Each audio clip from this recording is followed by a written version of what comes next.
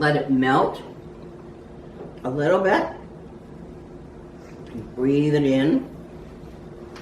And take the tip of your tongue, and they call it worrying. You're just gonna wiggle it around with your tongue. And you're helping it melt within your mouth. My father used to take a piece of candy, throw it in his mouth, and go, that was good. That's why I decided to become a chocolatier. Because of the difference. Yes, it might be good, but when you take the time to really eat it and really enjoy it, you get so much more out of it. And remember, bad candy, bad chocolate is the same calories as good chocolate. So when you're eating, eat the best that you can get a hold of, the best that's available and that you can afford, and enjoy it. We're going to enjoy this so much that you're going to be surprised that you're not really eating that much, but you're going to get so much more enjoyment from it. After your first taste, before you take a drink, let's look for those aftertastes. Are you still tasting it? So what are the aftertastes that you're getting? I still have a warm chocolate going on there. Now, if there were a lot of additives in the chocolate, they might be coming out. And you might be getting kind of a musky taste to it. Or you might be getting a chemical taste to it. The piece that I picked is rich and yummy, and I'm still just getting a nice little chocolate glow.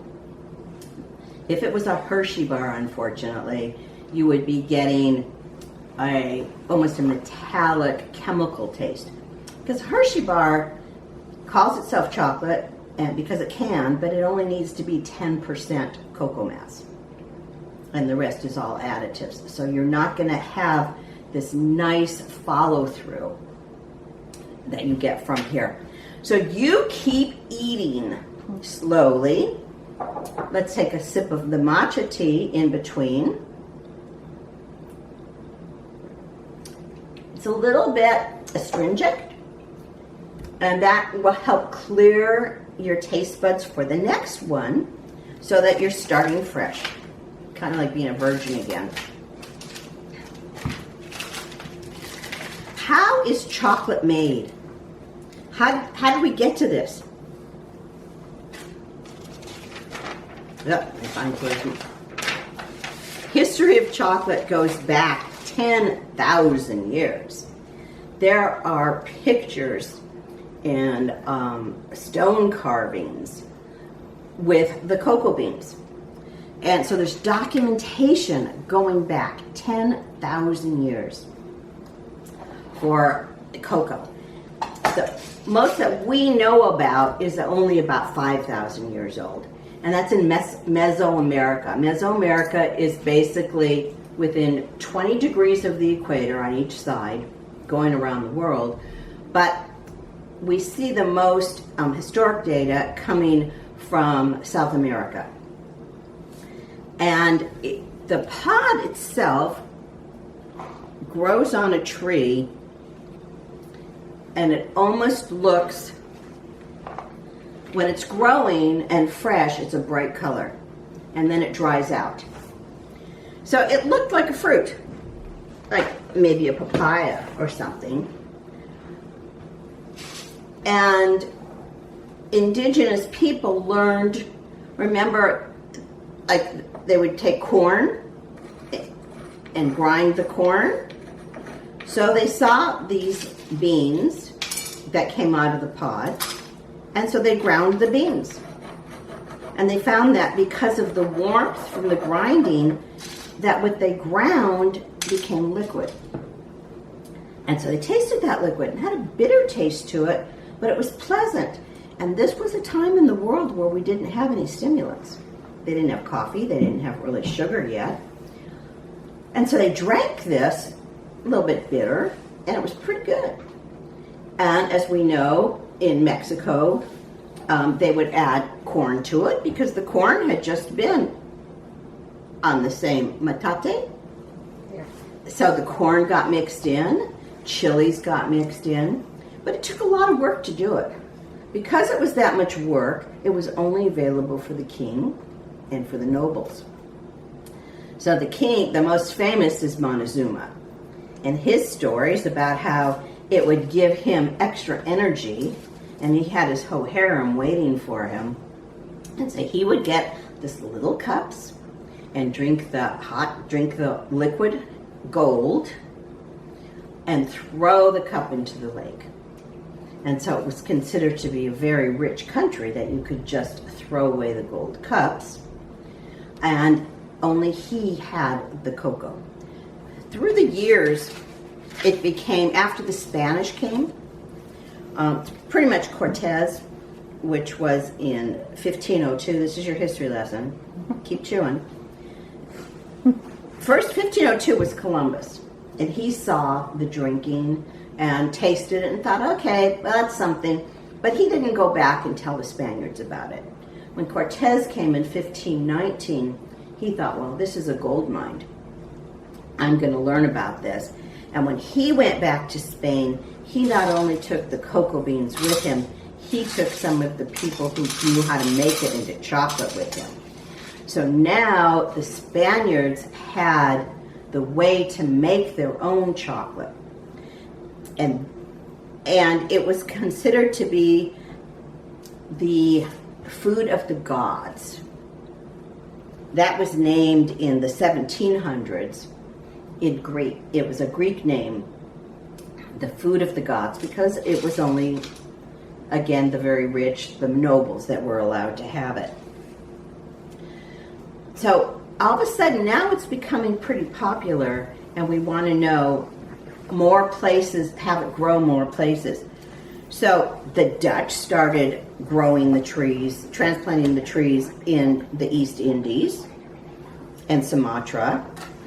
And the Portuguese even started transplanting it into Africa.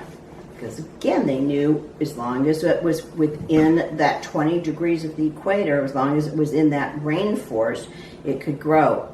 They learned that it has to grow in a canopy of bigger trees. Peter, you found that out in Chiapas, when if they just emptied a field and put the cocoa trees there, it wouldn't survive. It needs to be in the canopy of larger trees to help protect it. 1701 is when sugar was added in Oaxaca. So now it started to get really exciting. And the Spaniards took that back to Spain. It was a thick drink with sugar, and it might have had corn in it. And the Europeans went crazy. So even to this day, the people who grow the cocoa beans aren't the people who make the chocolate. It's changing now. Like, we do have chocolate that comes from Ecuador and that's actually processed in Ecuador. But most countries that grow it don't actually make it into chocolate. So that's what was going on here. The beans were being grown in the new Americas, in the New World, and they were being processed in Spain, and then they started being processed in France and in England. In America, in 1765, Geri started processing chocolate. And some of the names that we've heard of before, 1765 is when Baker started making his chocolate. And that's the one that was a pure chocolate without any sugar in it. Chocolate bars came in about 1885, and that was Hershey. Hershey said, let's find a way to transport this. Let's monetize this a little bit more. And that's where the Hershey bar came. And then after that, Geri learned how to make cocoa powder. And that was kind of a mistake. When we go to how to make chocolate, I'll explain how that happened. In the last 10 years, chocolate has become more gourmet, where people want to know what is it that they're eating. We talk about chocolate percentages. all I see is your hands. We talk about the percentage of chocolate. We talk about where does it come from. And so we are really becoming much more discerned consumers, which I think is really good because we're learning what we're eating. It's just like we're told that with any food. Always read the label. Know what you're eating. A good chocolate really is just going to be the cocoa bean, a little bit of sugar, and sometimes they use lecithin in it as a stabilizer. It doesn't, and maybe vanilla, doesn't have to have a lot of other things to it. So the percentage means that's how much of the cocoa mass is in it. So what is cocoa mass? Well, that comes from how it's made. So now we've got some pictures for you.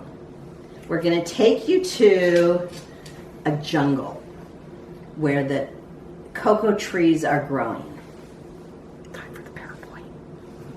That's your cue. Hold on 1 second. I have to take this back again. Sorry. So the cocoa trees themselves aren't big trees, and the cocoa pod doesn't grow like fruit hanging down. It grows on the side of the trunk of the tree. And when it's growing, it'll be bright colors and they're beautiful. And inside of it, Give me 1 second, Geri. I am so sorry. I'm trying to make myself post again. I'm sorry. we're chefs and chocolate makers, not filmmakers. I know. Just 1 second, please. So keep eating your chocolate. Keep eating your chocolate. They couldn't see you, so that's why I had to change the cameras. How do I get in?